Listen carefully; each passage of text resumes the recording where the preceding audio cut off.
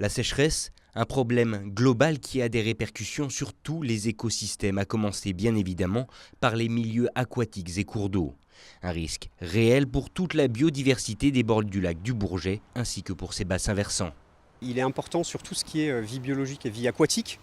Notamment, nous on a signalé dans les Bauges des petits ruisseaux qu'on avait restaurés et sur lesquels on a constaté des fortes mortalités de poissons. Donc on a appelé les associations, les fédérations de pêcheurs. Donc la vie aquatique et notamment les poissons souffrent.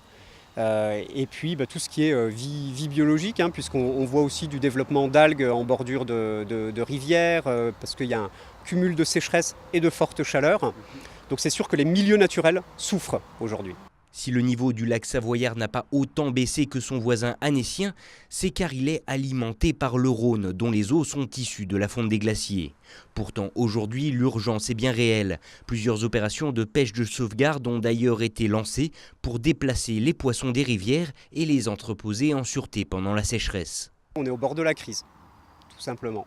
On est sur des débits, là, sur la Lesse, sur des débits inférieurs à 0,5 m3/s, alors que le débit moyen dans l'année, c'est 6,5 m3/s. Donc on est sur des débits très très faibles.